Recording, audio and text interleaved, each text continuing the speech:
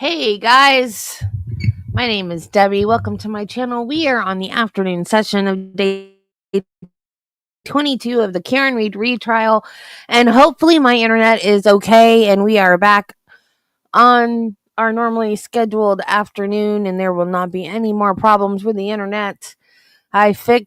We have 3 parts of the morning stream. I fixed all the thumbnails and everything, so hopefully everybody can find the whole entire morning stream in 3 parts. I apologize for my internet. They tried to fix what wasn't broken and they broke it. Hopefully it's all good now. And unfortunately, I'm going to have to leave at 3:30. So maybe we will get lucky and it will end early today. And we won't miss anything. And since the rumor is that the Commonwealth is resting today, hopefully they will end a little early because I don't think they're going to be calling another witness today if the Commonwealth rests. Because unless he's not done with Cross, there's been a lot of sidebars and stuff and objections and yada yada. So I imagine unless he's got more Cross to go and then Brennan's going to get up and then Alessi's probably going to get up again, and so I doubt they're going to have time for the defense to start their case if this is the Commonwealth's last witness. So let's see what happens. But if not, if they do go till 4, we'll only miss a half an hour, and I'll just tack that last half hour onto tomorrow morning. So you won't miss anything. And of course, as always, you are certainly welcome to go watch anywhere else.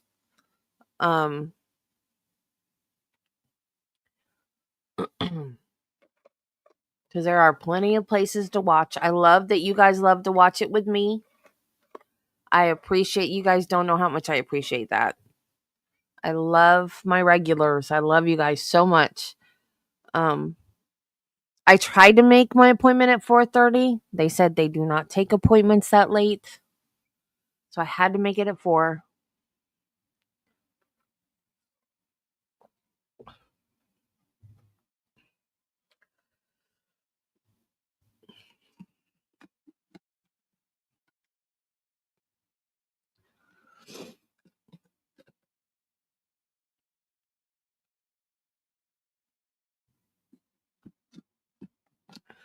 I'm finishing my lunch. Cake batter protein shake. I had to get different flavors. I still like my pumpkin spice, but I had to get a couple other flavors because I was getting bored. I need some variety. Travis is different. Well, I shouldn't say Travis is different. I can eat the same thing over and over and over and over for a while. Hey, Carla. Which is apparently an ADHD thing. I don't think Travis has ADHD, but he has like some of the symptoms, but it's got to be an overlap from something else that he has because he doesn't have ADHD. But he does the same thing. Like if he likes a flavor of something, he will pick that same flavor every single time. So he likes the banana, which I had banana yesterday.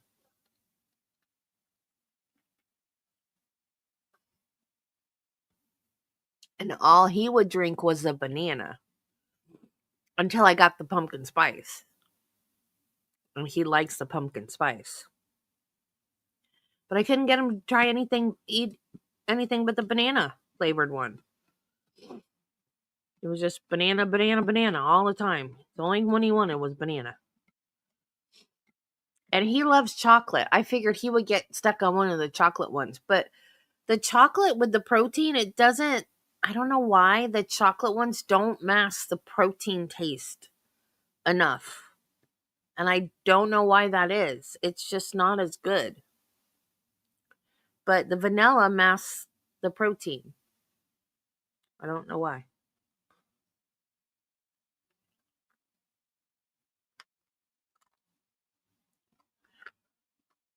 From the big dog? Is that Dave? Hi, Dave.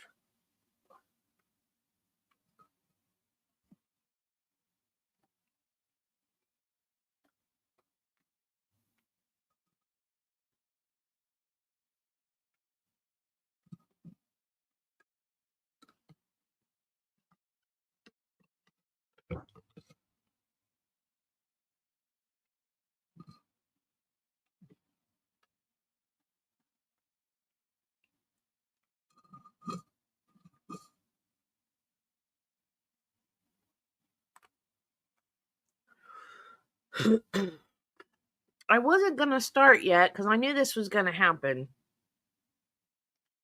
But I also didn't want you guys sitting there waiting for me thinking something was going on with my internet again.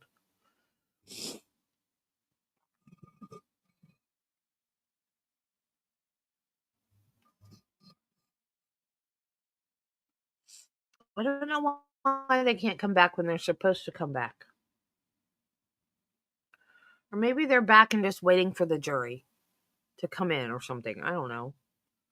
It's 2:00. They're supposed to be back 10 minutes ago.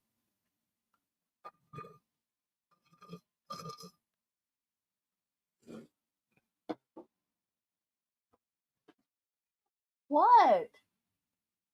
I thought you wanted me to pet you. Why were you standing there if you didn't want me to pet you?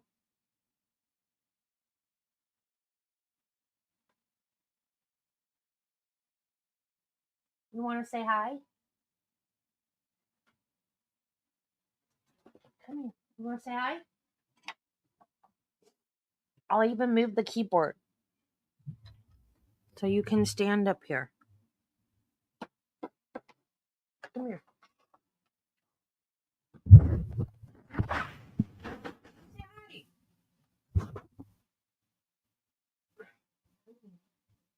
Come here.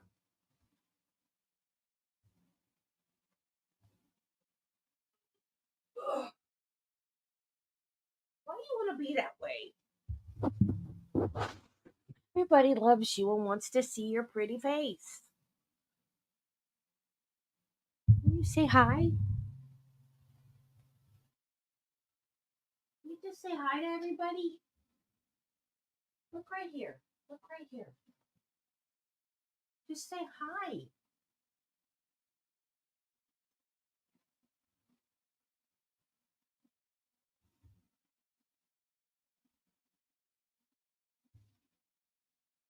They can only see the back of your head, Shadow. Why are you. What is the death glare about?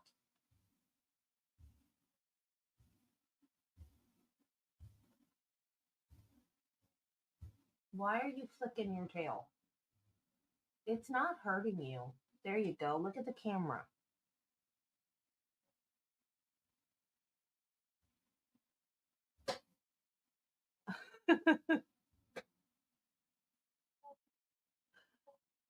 Scoot back. Come sit over here and look at the camera. You're too close to the camera.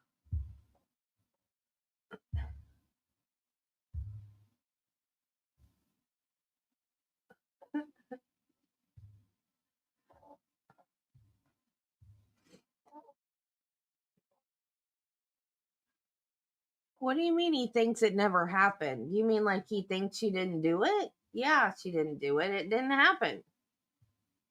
He never got hit. I want to know what happened in the house. I would love to know what happened in the house.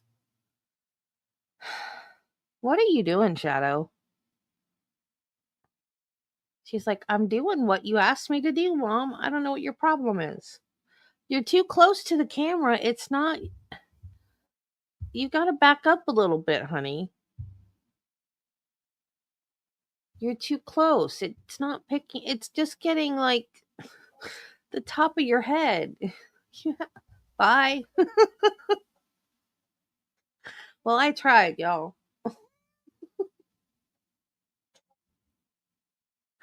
She's such a stinker.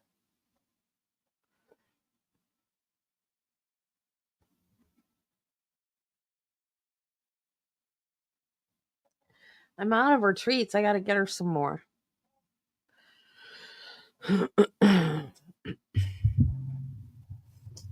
She pays a lot more attention to me now than she used to. She went through a whole stage of having nothing to do with me at all whatsoever. She was like kitten crawling all over me to nothing. I like my daddy. I don't want you anymore. Now she's all day long, meow, meow, rubbing against my ankles, meow, meow. What do you want now?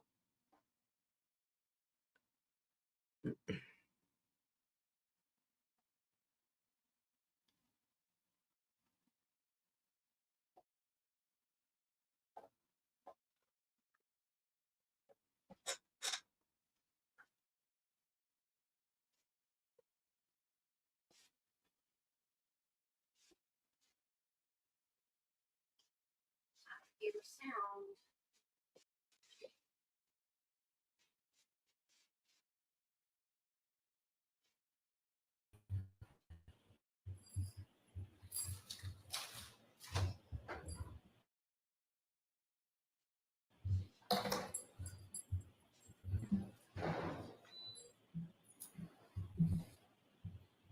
What? Black bar? If you're seated, go to the session. Oh. Why do you have the black bar? Weird.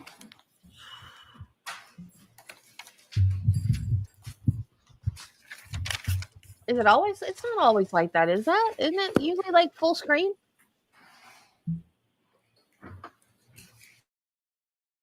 Oh, that's Go ahead, weird. Mr. Lassie, whenever you're ready.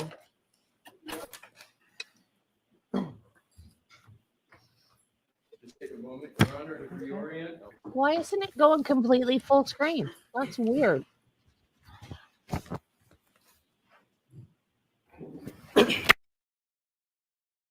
Oh, Good afternoon, Dr. Wiltshire. Good afternoon. Nice to see you. Weird. Same.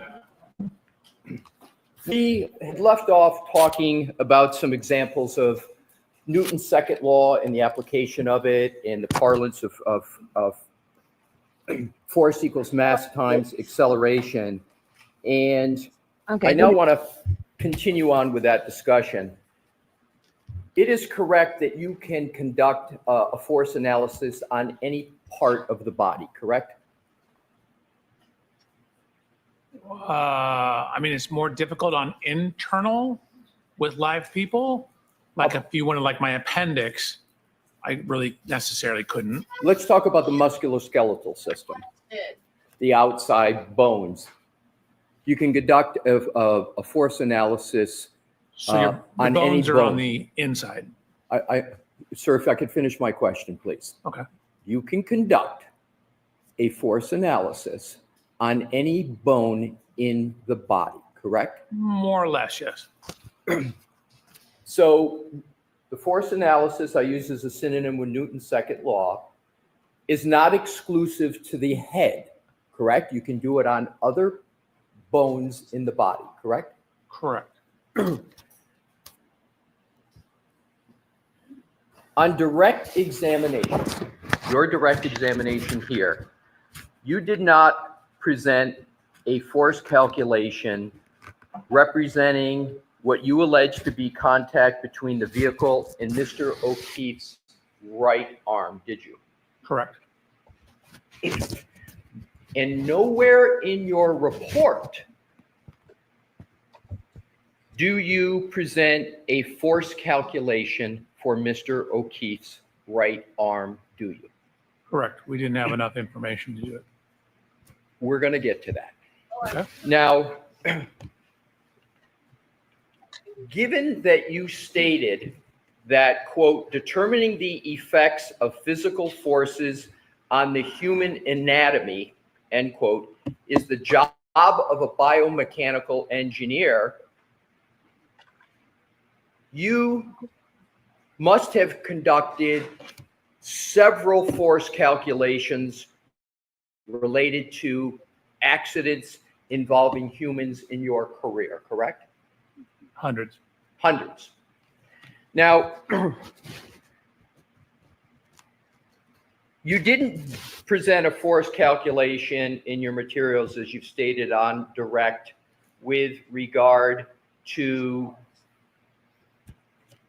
the arm, and I'll include in the right arm going from the shoulder all the way to the tip of the hand. Okay, so that's my definition of a right arm. You didn't present any force calculation on that part of the body of Mr. O'Keefe, did you? Correct.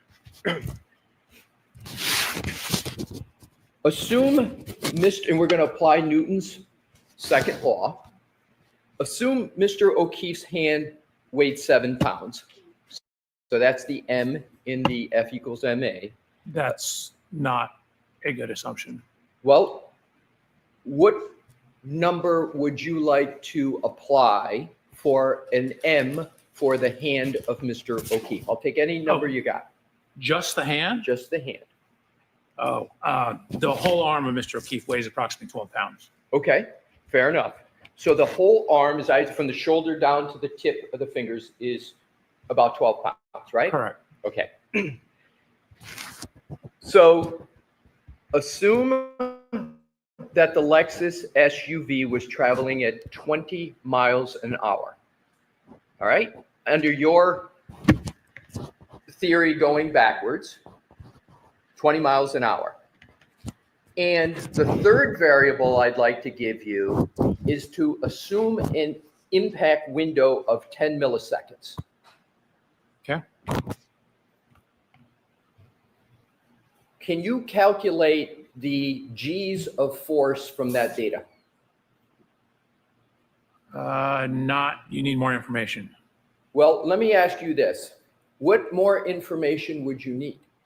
So we talked about the glancing impact.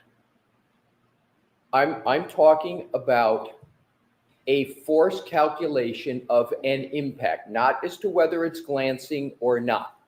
So you want a direct head-on impact in the arm, not a glancing hit to where the Lexus comes in, hits the arm, and they continue off together? I'd like to start with that, but just so we can hopefully expedite it for the jury. Okay. I'm going to want to get to what you have depicted in your diagram of holding the arm out. And that's not a glancing impact. Is that, sir, with the right arm in parallel with the back of the Lexus? Yes, it is. So really I'm sorry, let me finish, please. What you're concerned about is where the center of mass is. With the center of mass out towards the corner of the car, that becomes a glancing contact. So you don't have a center of mass contact, you have a glancing contact. Okay, fair enough. Well, so let's start the first force calculation. I need my calculator. I'm going to let him use his calculator. Sure. Okay, Tell me when you're ready. go ahead.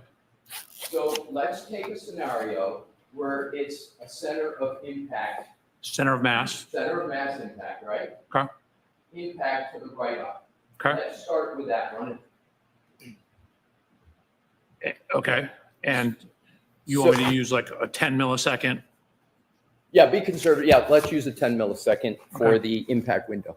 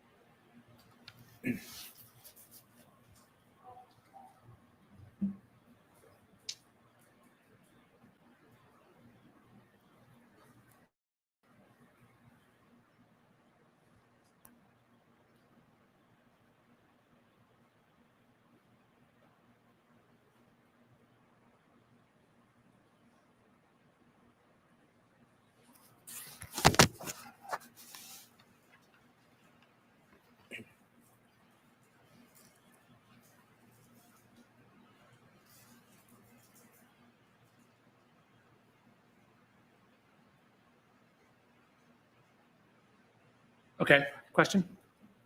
What do you get for F of force in the F equals M times A calculation? About 2,188 pounds. I made a triangular crash pulse assumption. Right, and if you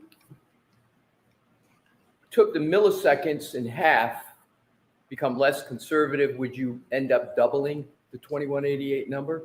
If you cut it in half, you would double, yes. Exactly, through a simple mathematical semi-algebraic application of the numbers, correct? You divide. Correct. We're doing a little simplification in terms of the crash Yes. pulse shape, but generally, yes. Right.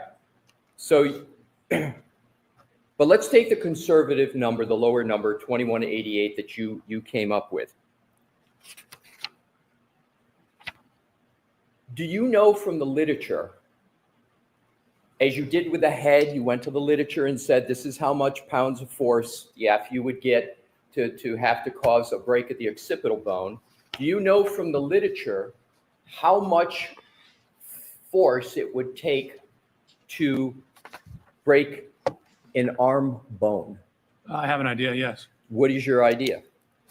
So for a distributed load, such as this, not a concentrated load, you're going to need somewhere between, I've seen, and this is for cadaver tests, a low of like 2,500, maybe a little lower, to a high of 7,000. Sir, you have switched, haven't you? We're talking about center mass impact. Did you in your calculation just switch to a side swipe impact to No. do your calculation? No. I'm asking about a center of mass impact. How much force would you need? Let's start with the hand. Maybe it's a simpler one. Do you know how much force it takes to break, any of the hand bones, you know what I'm referring to, the phalangeals? Yes. The metacarpals, and the carpals? Correct. How much pounds of force do you need to break any one of those bones? Actually, I didn't find any distributed loading on the amount of force. I don't know. Well, no, I understand, but I'm asking, do you know from the literature, not a calculation? Doesn't the literature tell you? Can't you go to the literature like you did with the head and you say, okay, to break the occipital bone, the literature says you need a minimum amount of force of this. I'm asking you the same question for the hand. If you don't know, it's okay, but do you know what the literature says for how much force is needed to break a bone in the hand? So for a distributed load across the hand, there are distributed load tests that show you need over 300 Gs on the arm to do that. So it would depend on the mass of the hand. What is the range of force that you would need to break a bone in the hand? Do you know from the literature? If you don't, that's okay. I could probably figure it out. How long would it take you to figure it out? Do you know from the literature what that number is? Not off the top of my head, no. Is 300 to 400 pounds of force sound right from the literature that it would take to break a bone in the hand?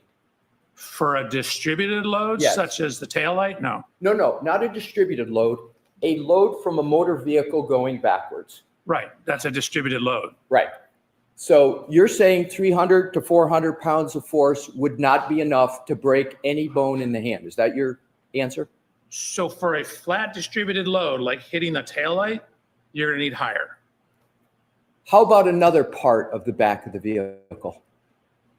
I guess if you hit on the very corner and it wasn't a distributed impact, like if you had a more concentrated impact, Yes. that could increase or decrease the amount of force required. How much would it decrease it from the number you gave? Depends on what you're hitting, what it's made out of. The Contact Lexus area. SUV. Let's assume, I'm sorry. Can you repeat the question, please? Absolutely. Thank you. Let's assume we're talking about this Lexus SUV, Mhm. right? But let me back up.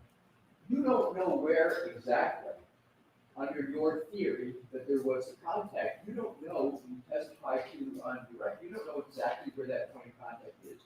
Correct. You don't know. Except it's on the taillight. Well, you're saying it's on the taillight, but you didn't observe any impact yourself personally, right? Did I see Miss Reed's Lexus? You didn't see the impact, correct? That is correct. So, and there is no firsthand witness that saw, under your view, that a collision occurred. There's no witness to say where the arm was, correct? There's no person that saw it. Right. Because there was And one. you have chosen a point of contact, okay? You chose that for your analysis, correct? Correct. And you picked that location, but it's also possible that under your theory that a collision occurred, that that arm could have been impacted any part of the back of the vehicle. That's possible, isn't it? That's not probable, no. I'm asking, is it possible? Anything is possible. I don't deal in possibilities, I deal in probabilities. It's not probable. So, but you don't know exactly where the point of impact was. correct? So within the range of the light and the exact angle of the hand, no, I don't. What I do know is at the rear tail light area. So your assumption is that it had, that because there's a tail light that is altered, it must have been by Mr. O'Keefe's arm. That's your conclusion, correct? My conclusion is there are tail light fragments, a broken glass, lacerations to his arm, and his DNA on the back of the vehicle in the area of the taillight. Of his girlfriend's car. And Your Honor, I'm going to move to strike the DNA part of that answer for obvious reasons. I'm not going to strike it. Okay. So you're making assumptions. You're taking what you view to be certain data, and you're coming to a conclusion, but that is based upon circumstantial information, correct? Is that fair? Are you calling like pieces of the taillight at the scene around his body circumstantial information? Sir, let me go to the force and go back to the force analysis. Let's go back to the numbers. I want to stay on, if we can, just the calculation. So let's go back to the minimum amount of force you understand from the literature that it takes to break any bone in the arm from the finger up. Let's start with a. See, I think Jackson should be doing this because Jackson would have put the man in his place right there. He would have been like, oh, no, no, no, no. I'm asking questions. You're not asking questions, sir.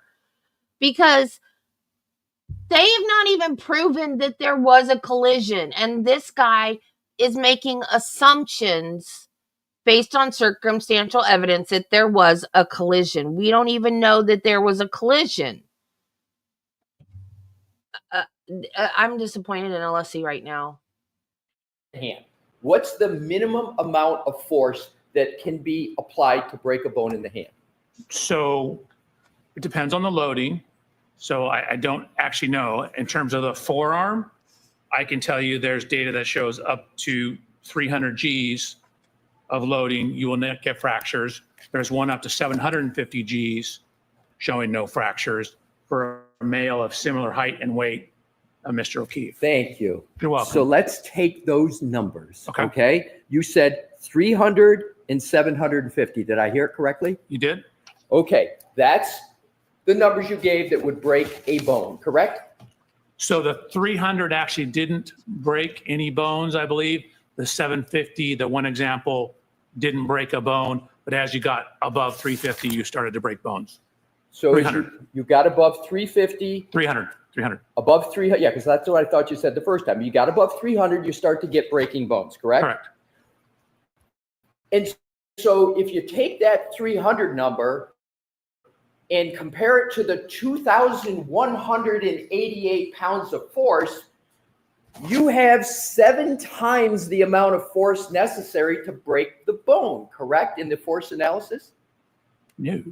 If you take 300 Gs times a 12-pound arm, you get 3,600 pounds. The calculation you asked me to run earlier gave you 2,188 pounds. Right. So you are 1,412 pounds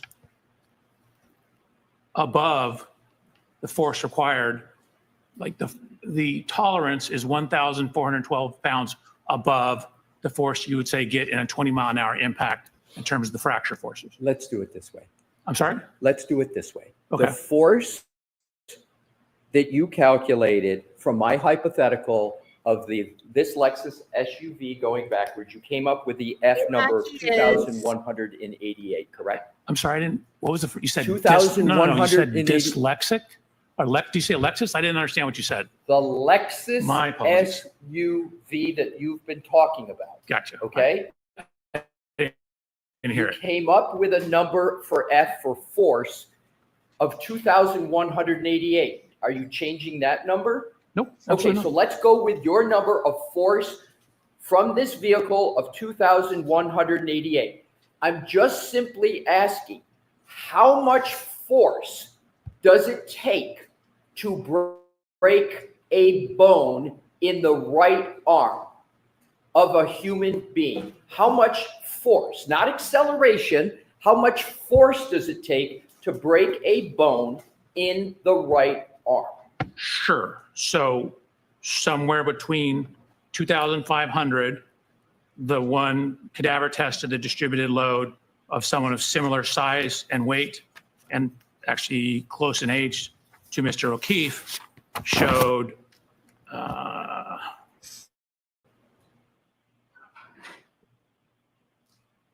about 7,000 pounds of force to break it. Let's go to the hand.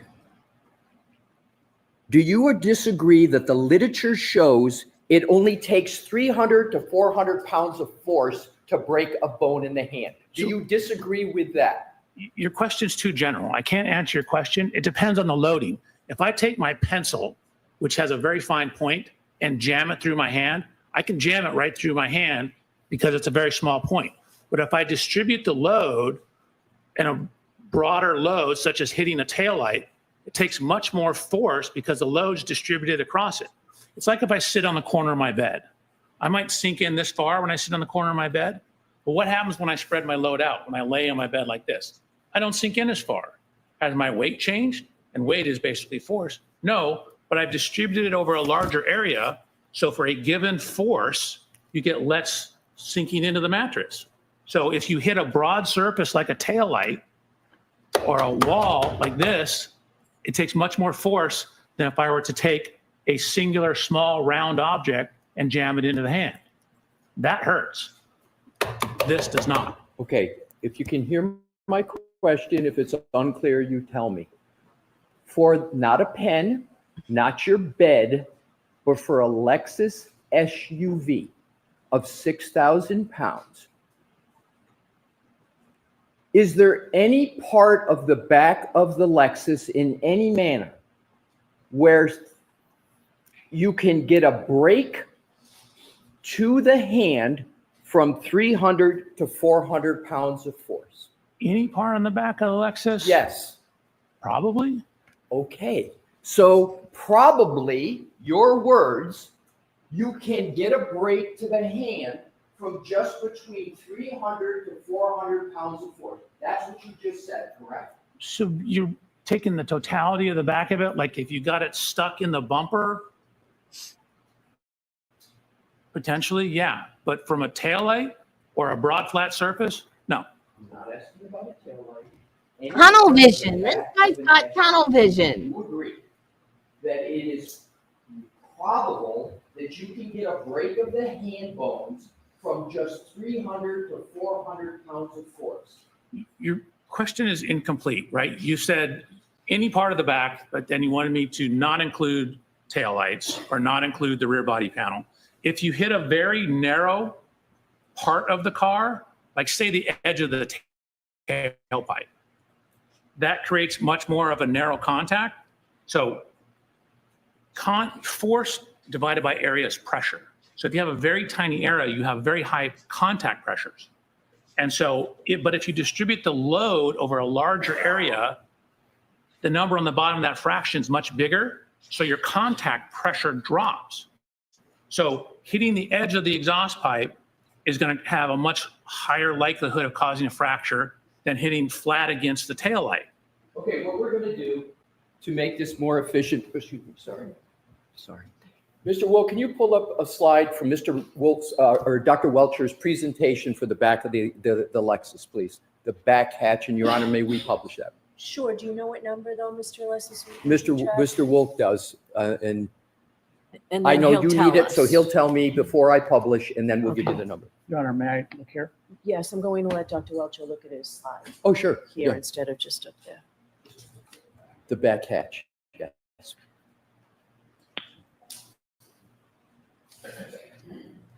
Absolutely confirmation bias. He was told there was a collision. Do you have one of He your did rear all of his gate? things to prove how that collision happened and how he got the injuries he got from The the. one measuring the height, maybe?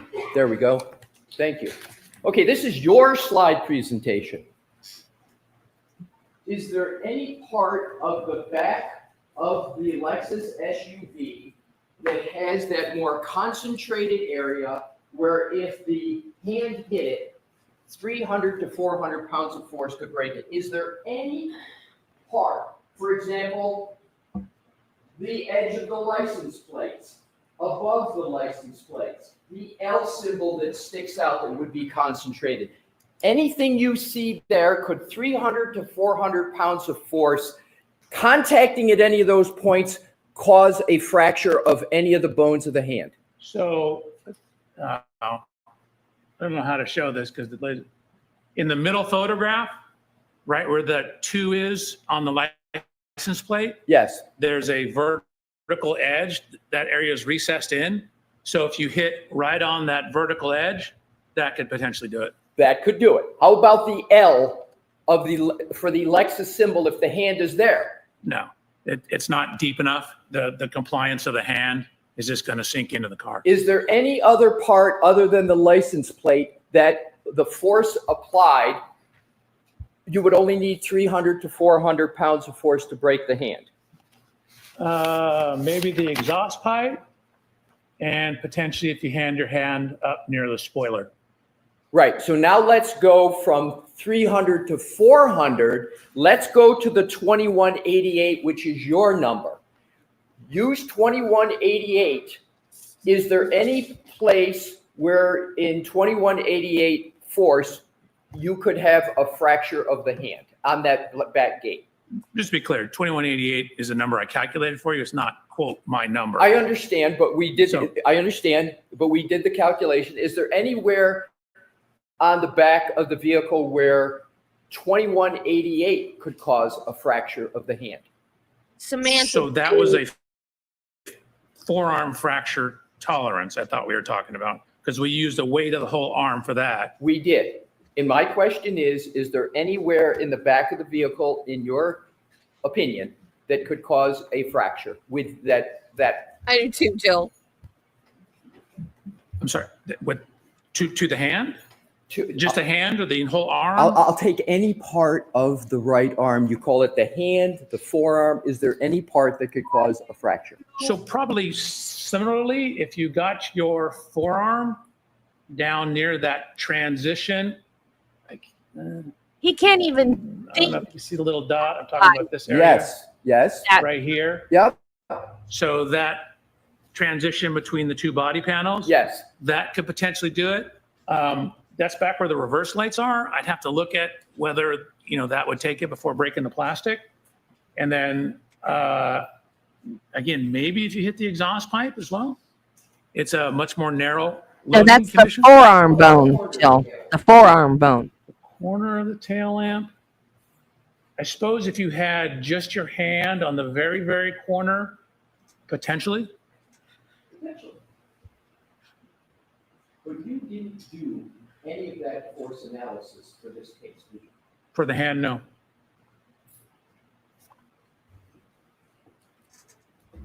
But you did it for the head, correct? Correct. Because that I'm able to quantify. Mr. Alessi, that was slide 108. I just want to I'm keep. sorry, track. Your Honor. Yes, Mr. Wolf. Yes, All right, thank you. thank you.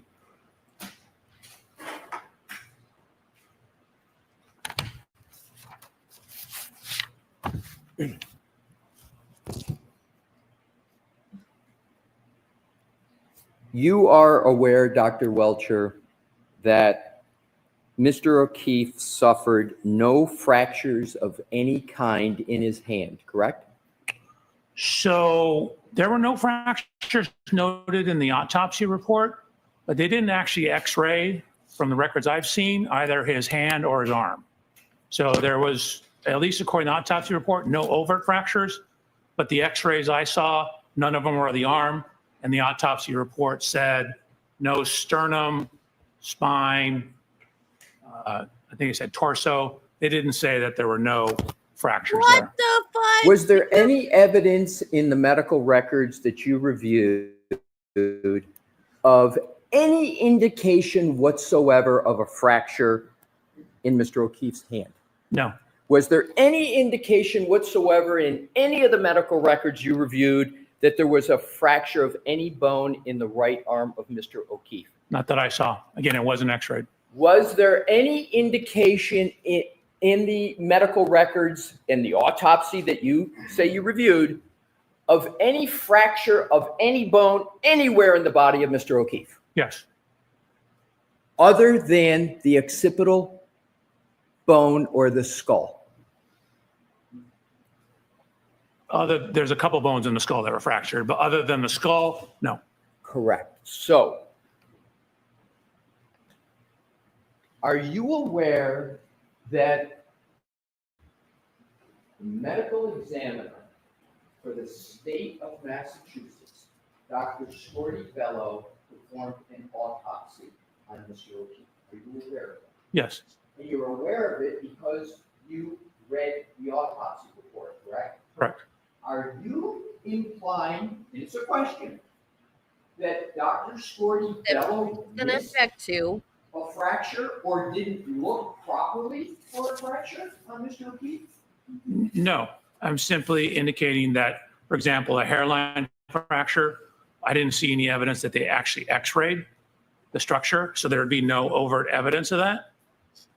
There were wounds on the right arm of Mr. O'Keefe, correct? Correct.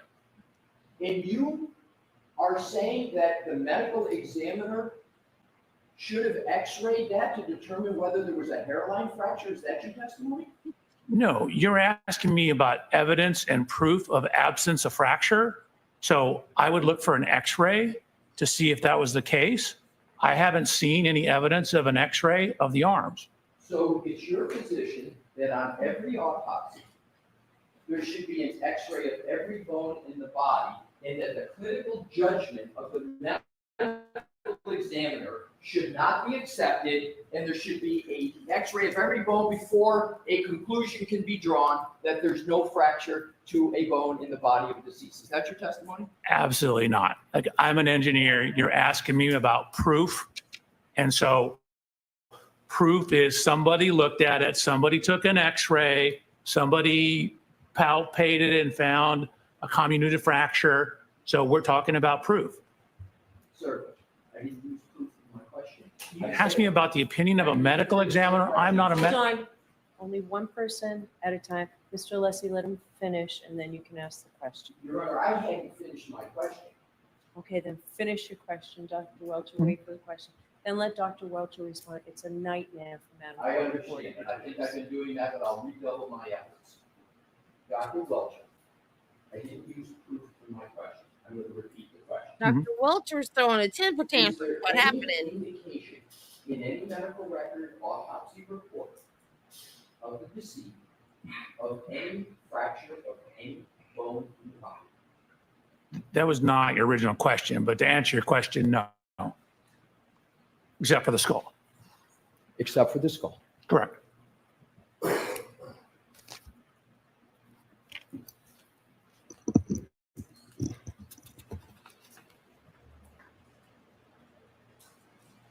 Do you understand whether the absence of any fractures other than the skull of Mr. O'Keefe was of significance to the medical examiner, Dr. Scordy Bello, in the conclusion she reached in the autopsy report that you read? System. Did you read the conclusions of Dr. Scordy Bello in the autopsy? I believe so. Are you aware of whether Dr. Scordy Bello has analyzed whether the injuries to Mr. O'Keefe are inconsistent or consistent with a motor vehicle impact? Are you aware of any analysis to that effect? So I'm going to see you on this one.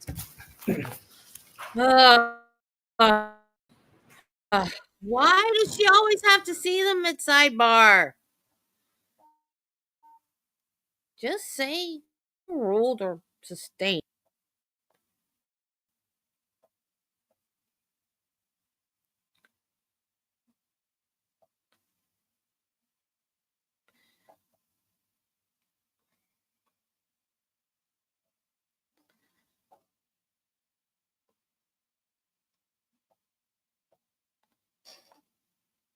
I would be very interested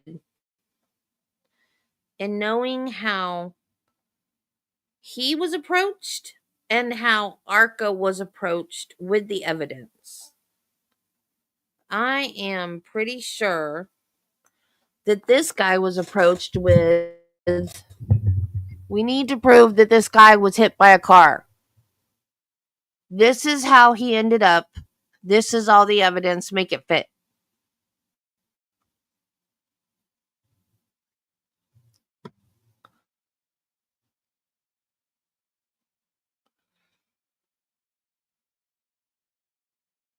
ARCA knew nothing, if I understood correctly.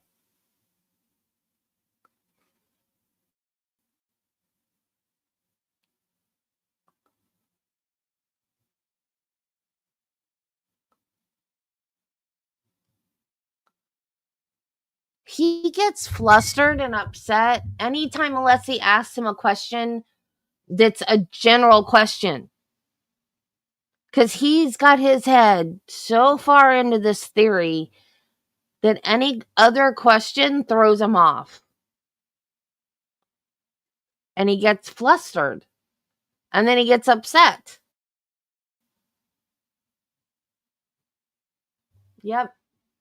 Here's my theory. Make it work. But if I understood ARCA from the last trial, they had to be given some kind of scenario though, right? I mean,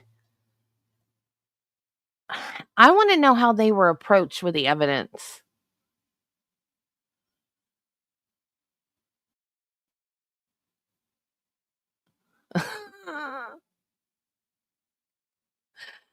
Yeah, with Brennan and his clips and being all dramatic, and him with him dressing up like John O'Keefe and being all dramatic. Yeah, they're two peas in a pod.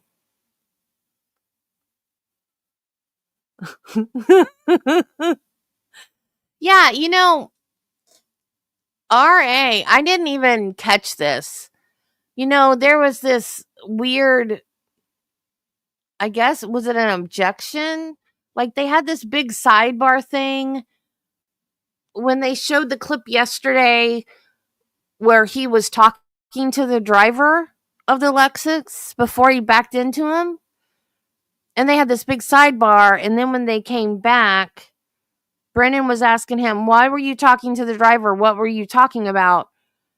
And it didn't register till I watched RA last night. And he said that they were arguing. So he goes to the window of the passenger side and they're arguing, and then he goes to the back of the car. So I guess what Alessi thought they were doing was reenacting the argument that they were having, and then he walked away and then the car backed up into him. So I didn't even catch that. But that must have been what Alessi's objection was. I didn't even get that they were actually like role playing the whole thing. That's what the conversation at the window was. But I didn't put it together. If that's what it was.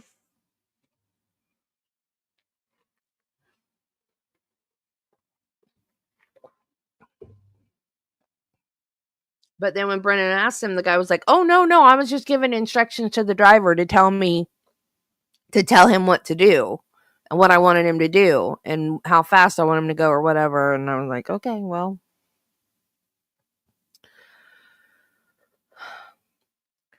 But ARCA didn't know, like, well, they did know, though, because somebody was telling them. Didn't they say that when they did the voir dire? I don't know. I would think that would all take place before they were out there, right? Like, if you're going to do an experiment and you're going to have a guy back into you, aren't you going to make sure they know what the plan is before they get behind the wheel of the car? Like, if someone's going to back into me, I think I'm going to give them all of their directions before they're behind that wheel, because I want them to know what they're going to do, how fast they're going to back into me and all of that before they do it. You know, so because anything dangerous is going to be done to me, you're going to get the directions before you get a chance to do it. It doesn't seem like that's something you would wait till right before to talk about. But I don't know. This guy doesn't, like, he's book smart. I'm sure he knows his science, his physics, whatever. But he doesn't seem to be that smart, you know? Because, like, he can't even think outside of this theory. Like, he can't, unless these questions are making sense, he just can't think that way. His head is stuck in this theory.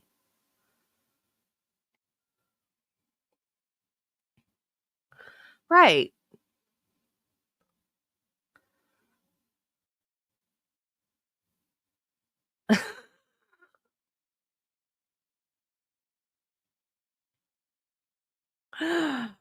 Oh, man. These people.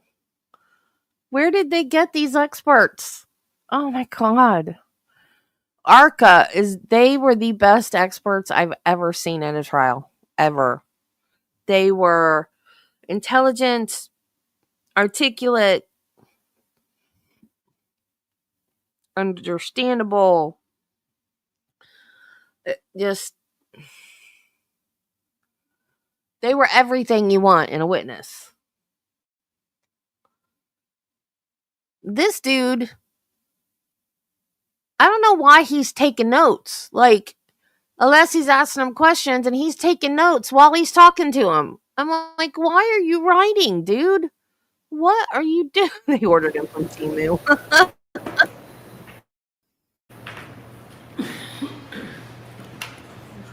Thank you.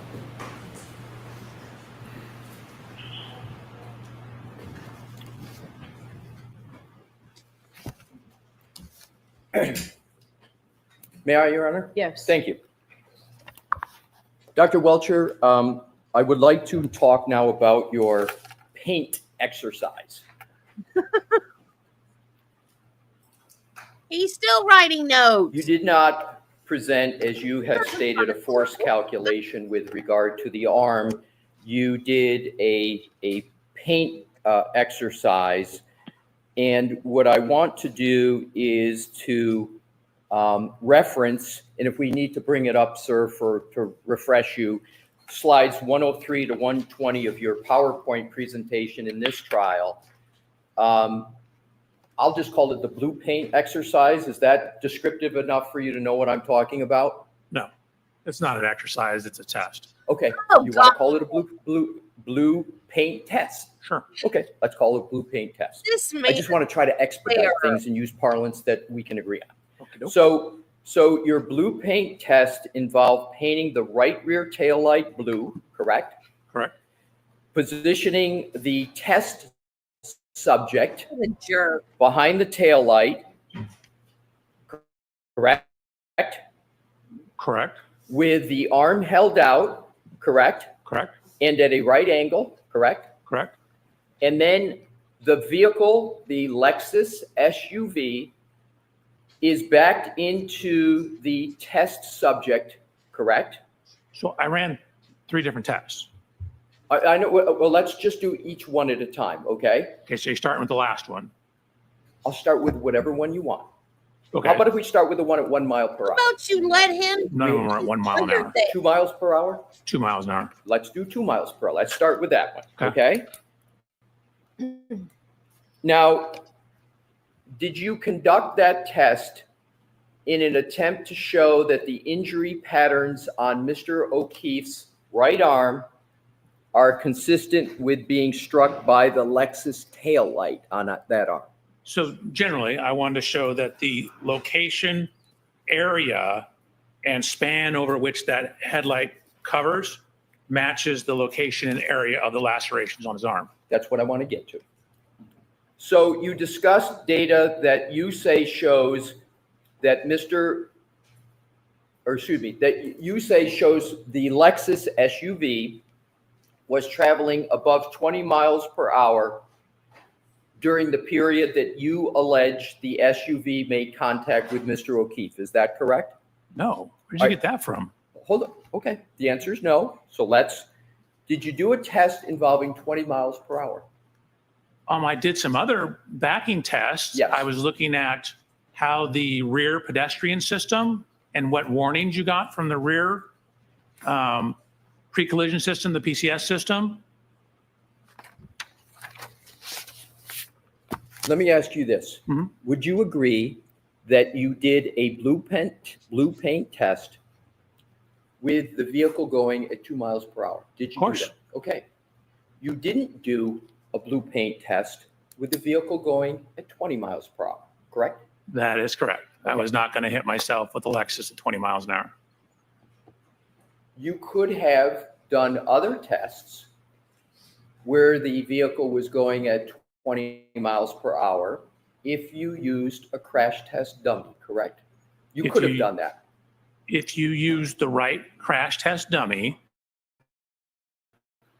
and then to set up the test, because generally you only get 1 or 2 shots at it, because you damage the car, you have to know everything about the parameters. Love it. And so again, pedestrian impacts are so very sensitive to initial angles.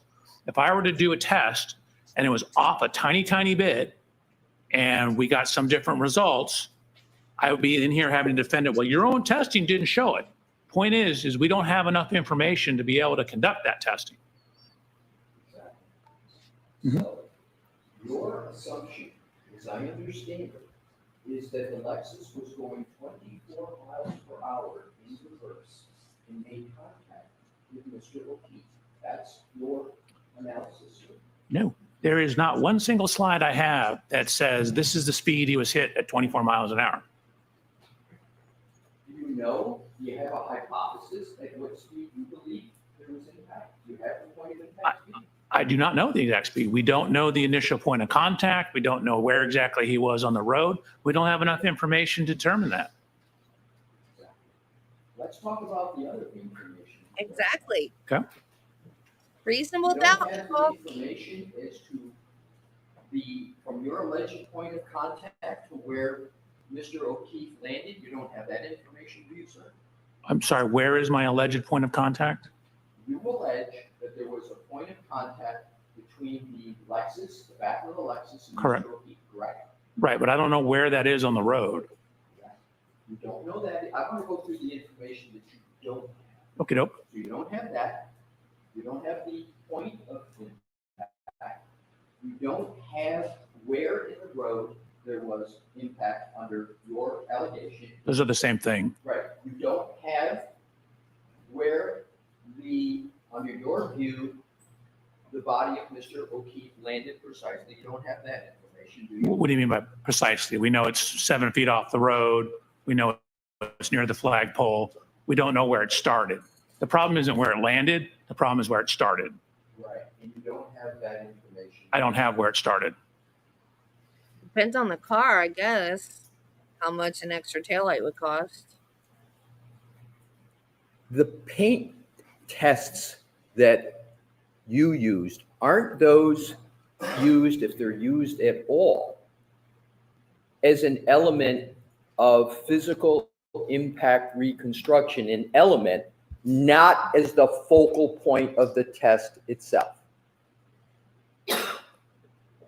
So that was the focal point of that test. The focal point of the purpose of that test was to show the contact width and location of how someone of Mr. O'Keefe's height, which happens to be me, contacts and where it would contact where the broken tail light was. So no, that was the focal point of the testing. That's why I did the testing. That's why we're calling it paint transfer testing.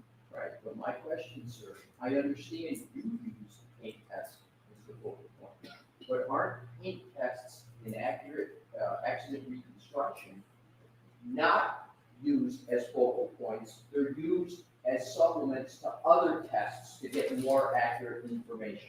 Do you agree or disagree with that? You didn't give me enough information. I can't agree nor disagree. It depends on what you're trying to do. Let's go to, on direct examination, you testified that after the 1162-2 trigger event, Ms. Reed's vehicle traveled a distance of 87 feet. Do you recall that?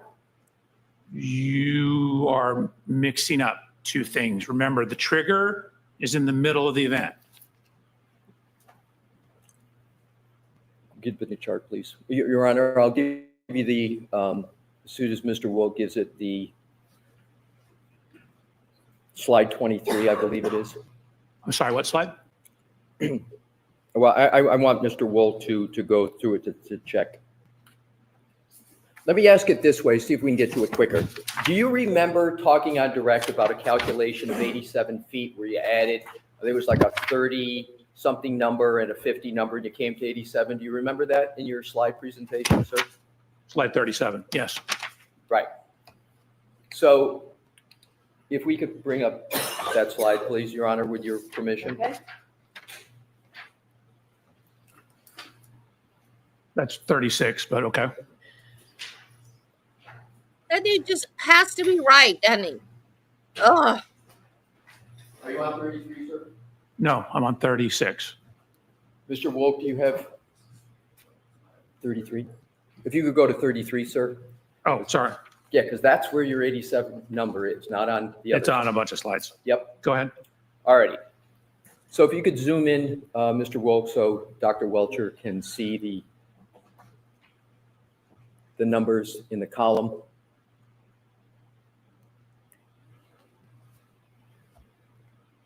Dang it. You're I'm going the wrong way. row either 34 or 35, and To they the said farther to the 33 right. and 36, and now it I'm not screwed the me only up. one that has I don't know what row I'm on now. Okay. You Sir, still do don't you have it. remember testifying about this to the farther to the right? Farther to the right. Yep. Keep going. Keep going. Yeah, a Is little that more. 53 number down there?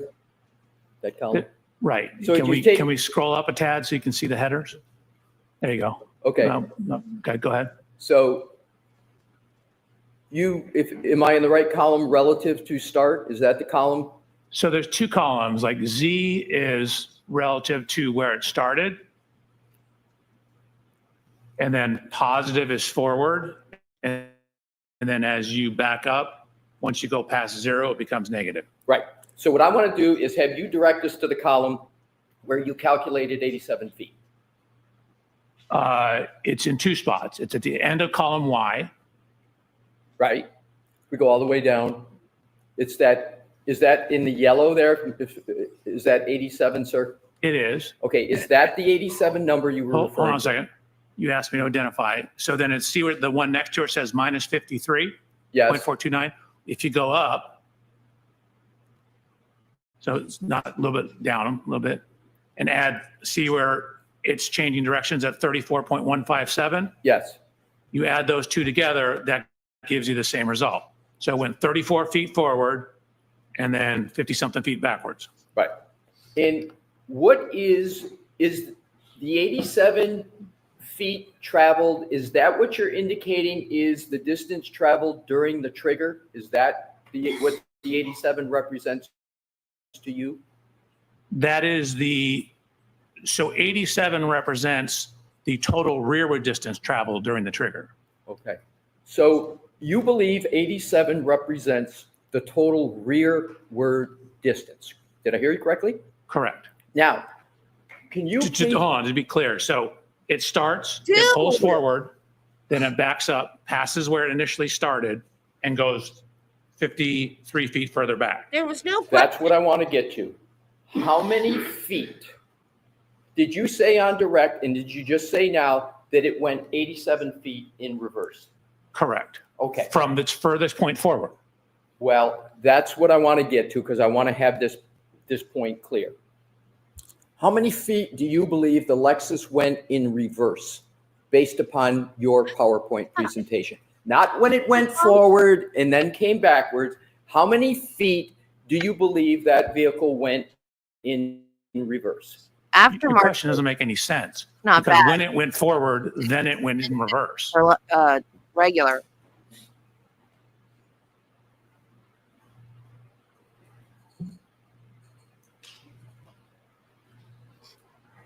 How many feet do you believe the Lexus went during the trigger?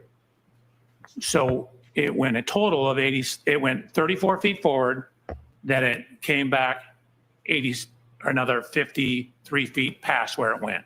Exactly. So you've testified that the 1162-2 trigger event represents a backwards maneuver, correct? So again, that was clear. It initially pulls forward and then backs up. I would like you to define, so it's clear to the jury, do you consider the event of 1162-2 just backward movement, or do you consider the trigger to be forward movement and adding to it backward movement? Which one? So can we pull the slide up? Sure. Seriously, Could dude, you you couldn't ask the question without zoom in? slides? There you go. No, go back to the left. So that T in the third column for data ID represents the trigger. If you scroll over a little bit to the right, where the highlighted yellow blocks are, you can see 1 is a forward drive gear, 0 is neutral, 2 is reverse. So that's where it's switched from forward to reverse. I mentioned the brake. So you have it on the brakes coming in, slowing, stopping, going into reverse, and then backing up. So you conclude that the vehicle for this trigger went 34 feet forward, is that correct? Correct. How do you know the vehicle didn't go 150 feet forward? How do you know it just went 4 feet forward? How do you know that? So the only data we have is this 10-second window. And so we have the velocity when it's going forward. We know how much time it took to do that. So that tells us how far it would travel. Velocity times time is distance. So are you saying that it is a certainty that it went forward 34 feet and there's no other number of feet it could have gone forward? You're absolutely certain of the 34 number? No. Again, if you look, see where it says vehicle speed? I see it. So at the start of this event, which is the trigger -5, so the trigger is actually where it's triggered, and it takes 5 seconds before, 5 seconds after. But when the trigger happens, it's actually stopped. But the 5 seconds before, it's going 13.6 miles an hour forward. So at the start of the data, it's still going 13.6 miles an hour forward, but it's slowing down. You can see you have the brake, where it says brake SW, which is short for switch. The brake switch is a 1, which means it's on. So when this event data started, it's going 13 miles an hour. I'll ask the question a different way. Are you certain that the distance traveled forward during this trigger event was 34 feet? Are you certain? I'm pretty certain during this trigger event. Pretty certain or certain? Well, I've checked the math. I've had people check my math. So I try to be as accurate as possible. I would say I'm certain, Okay. but I'm an engineer. Okay. So there's no absolutes. There's no 100% in my job. So you're certain of the 34 feet, and is it correct that you're certain of 53 feet going backwards? Are you certain of that, sir? So backwards from its initial starting position. Yes. Correct. Okay. And therefore you are certain of a total of 87 feet traveled that you have at the bottom in that yellow orange. You're certain of that as well? 87 feet of backing, correct. Okay. Now, you also testified on direct, as I understand it, in slide 23, that different numbers represent different gear states of the vehicle, correct? Correct. And a 0 represents neutral, I think it's either neutral or park, but I'm pretty sure it's neutral. a 1 represents drive, Correct. a 2 represents reverse, Correct. or a 2 can represent slowing down. Is that correct? Not for a gear shift number. So you didn't say on direct that 2 could represent reverse or slowing down. God, I hope not. It doesn't. So those numbers simply represent, is the transmission in drive? Is it in neutral? Is it in reverse? It doesn't tell you anything about whether it's slowing down or not. But the brake switch and the brake pressure and the longitudinal accelerometer data gives you some information on that. Okay. So if Your Honor, we could go to slide 30, please. Okay. Mr. Wolk.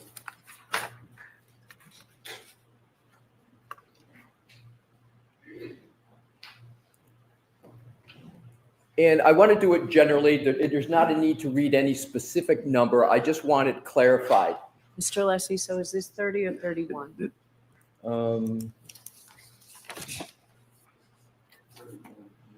Yeah, I'm sorry, Your Honor, you are correct. It's 31 in the most up-to-date presentation. Thank you. You see all the numbers in blue font on that slide, sir? I do? Those are all numbers that you have placed on that slide. Did I have that correct in your direct presentation? You do? Okay. So this Excel spreadsheet, there's also numbers in black, correct? Correct. So all the ones that are in blue, those are numbers that you have placed into the spreadsheet. Correct? Correct. The one exception is column N, where it says ship position. Yes. I changed green to forward and red to reverse. So the data in the columns in blue are not from the original data that was downloaded from the vehicle, correct?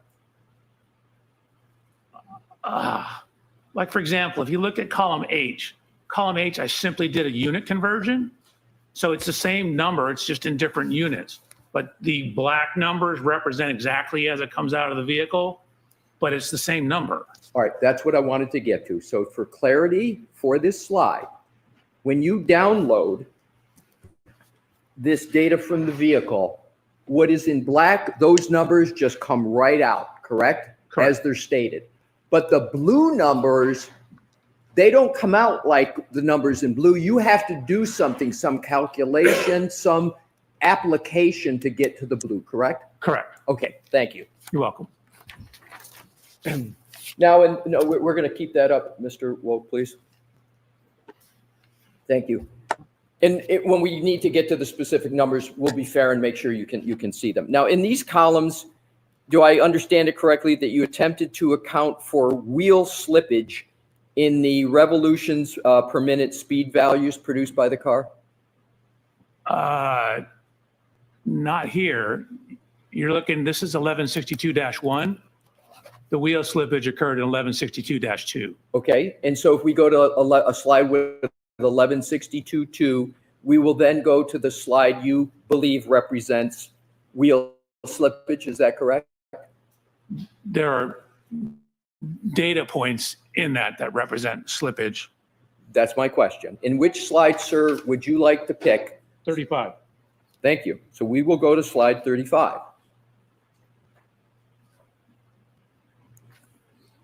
So I've highlighted the slippage.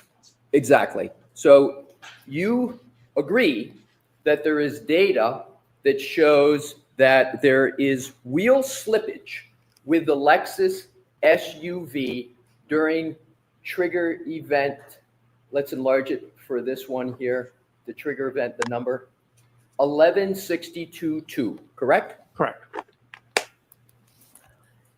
And as I understand it, you testified that this trigger event was caused by a depression of the accelerator pedal at more than 30%. Is that correct? It's a transition into reverse and then a quick acceleration exceeding 30% So let's in reverse. Okay, got it. So the accelerator pedal being depressed to this degree, more than 30%, can be the result of wheel slippage, correct? It doesn't necessarily work that way. I mean, you can have wheel slippage at any acceleration, technically, depending on the roadway. It's just what is in the data that shows that it's slipping. It isn't necessarily because of the accelerator. Normally, that's what causes slippage. But it's the data. When you look at the data, you're like, well, that doesn't make sense. It's increasing in speed, but yet the longitudinal acceleration is dropping. My question, again, doctor, is you can have an accelerator pedal depress greater than 30% and it be caused by wheel slippage. That can occur, correct? The wheel slippage does not cause the accelerator pedal. I'm not saying a cause and effect. I'm just saying a correlation. Do you understand what I mean by a correlation? Let me, if I may, try and straighten this out. So applying heavy acceleration can cause the wheels to spin. Is that what you're asking me? Yes. Yes. Okay, that's all I wanted to get at already. So in your review of the materials that are related to January 29, 2022, did you become aware of whether there were, and you said you extensively reviewed documents, did you become aware whether there were people at 34 Fairview? Yes. And approximately how many people, without regard to names, just number, how many people did you become aware were at 34 Fairview on January 29th, 2022, the early morning hours? How many people approximately did you become aware were present? It depends on which time, but there could be as many as 16. Many as 16. And let's talk about the time period from midnight to 1 a.m. Do you have an understanding of how many people were noise would present this at kind of 34 Fairview at that time period? question? So I'm going to see you at sidebar on this. Oh, for crying out loud. Another sidebar. I gotta go soon. No more sidebars.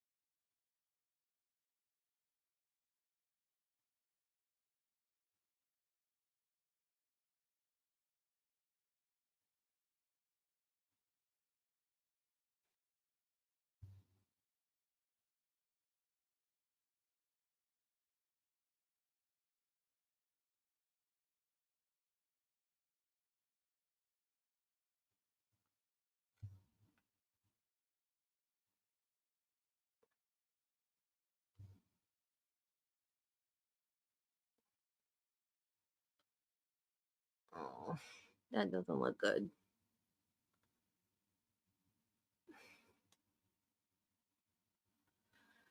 Well, poop.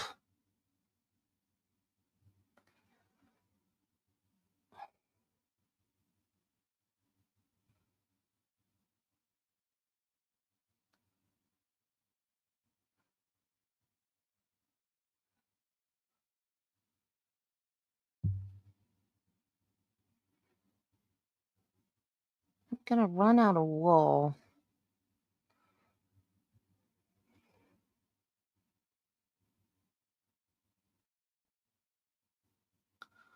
This is Gimli from Lord of the Rings. So I gotta make his braid in the back. But then he's gonna have a beard too. And I'm afraid I'm gonna run out of wool. And I won't be able to find the same color again.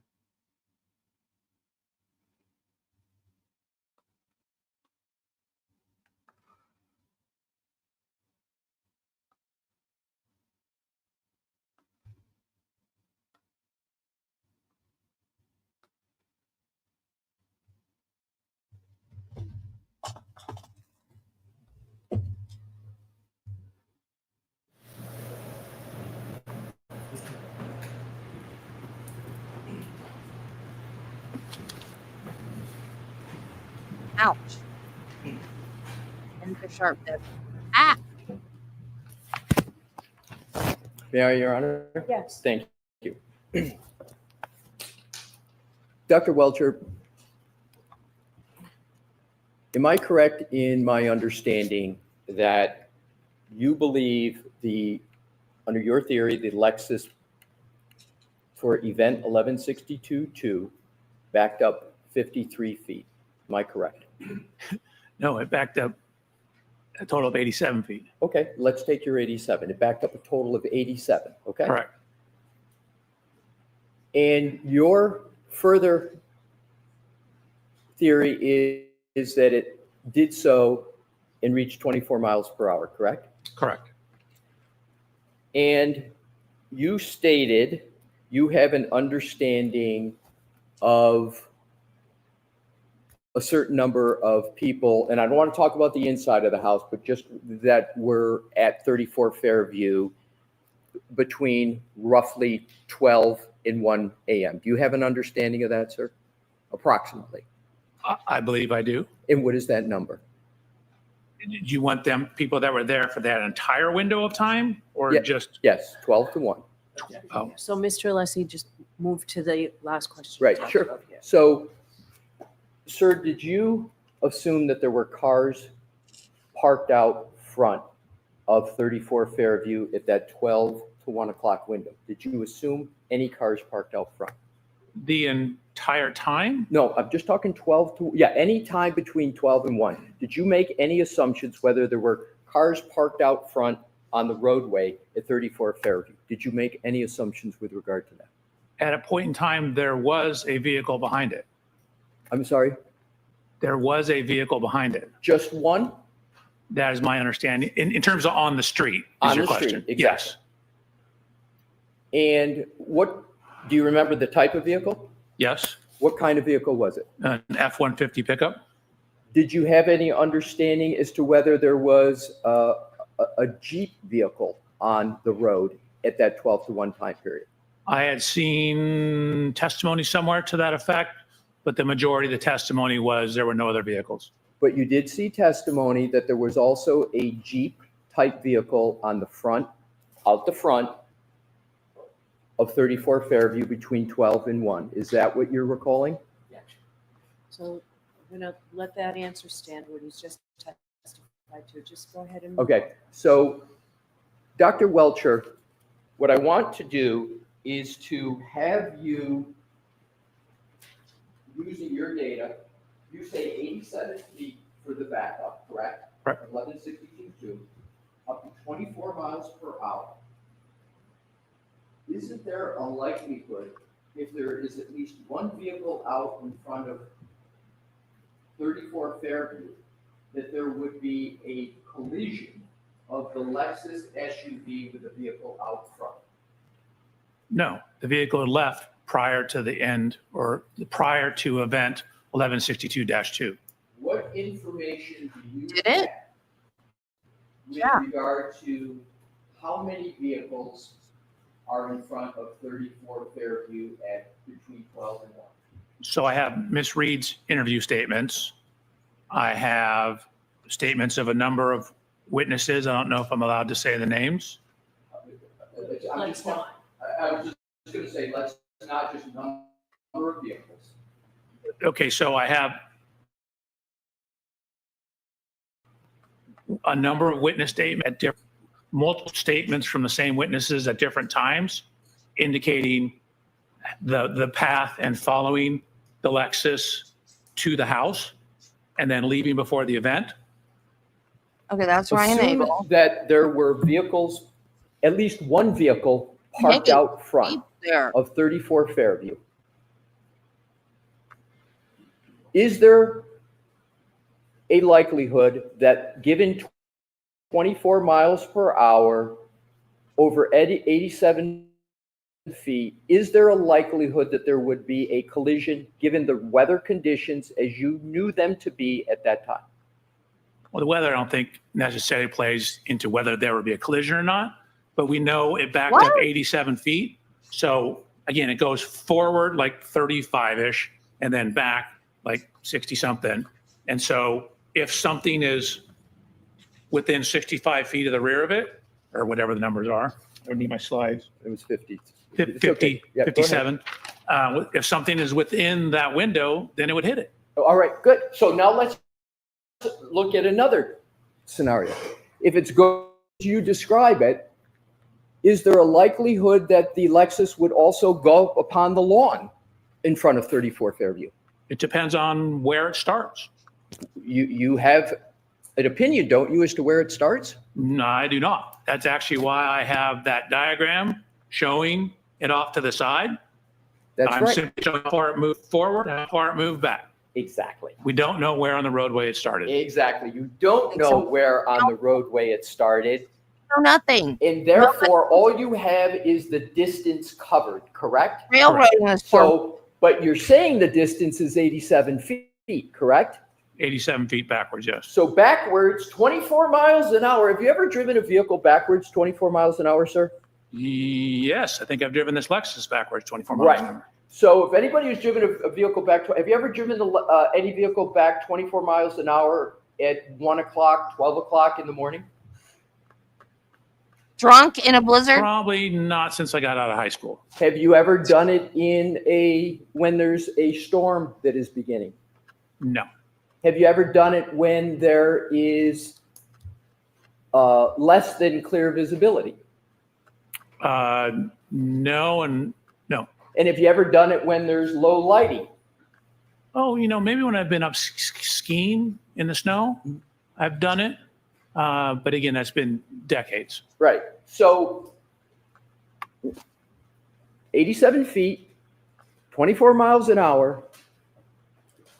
Are you saying that in every instance that vehicle will stay on the road And for 34 Fairview, it wouldn't go up on the lawn? When you mean every instance, mean like every possible location on the road it starts from? Correct. No, there's some spots, if you start here, it's going to go up on the road, on the yard. If you start too far on the other side, you're going to go over into the neighbor's yard. So it depends on where you start. Right. And so in given the conditions that we've just described, right? Conditions the weather, have nothing to do I with where need you to start. finish my Hold question, on. sir. Only one at a time. Yes, ma'am. Let him finish his question, please. Given the conditions that you've described, it is reasonable to conclude that that vehicle, under your parameters, would have gone up on the lawn. Is that a reasonable conclusion? No. So you don't think there's any possibility that could occur, a vehicle going 24 miles an hour at this location, 87 Boy feet did it, backwards, ran up in into the the dark, and over the with bar wet right into the yard. pavement at a minimum, and low lighting? You don't believe it's possible for the vehicle to, under your scenario, to have gone up on the lawn? That's not So possible. your first question was reasonable, and I said no. Now you're asking possible. It, of course, is possible. Whether it's reasonable or not, I'd have to know the starting position. Right. If it's very close to the side, then it could be reasonable. No. If it's further towards the middle of the road because snow is building up on the side of the road, then it's probably not as reasonable. I would need more information to be able to determine whether it's reasonable or not.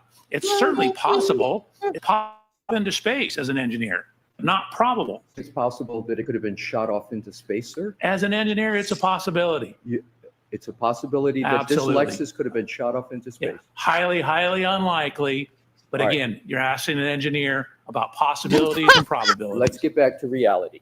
So in terms of Alrighty the then. Lexus itself, because you, under your method of analysis, don't have the starting point, you can't rule out that under your scenario, the vehicle would have gone up on the lawn. You can't rule that out, can you, sir? I cannot. No, Oh, it could have. Okay.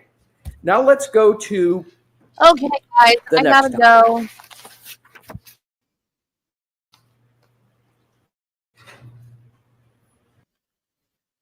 So sorry, y'all. I'm so sorry. I don't want to go, but I have to go. We are right after the Lexus shot off into space, though, so I know where we are. We're in the morning, and we will get caught up. Thank you guys for being here. I love you all. Be kind to people. Love your family, and Jesus loves you. So do I. I will see you in the morning. I don't want to go. I don't want to go. Bye. Have a good evening. See you tomorrow.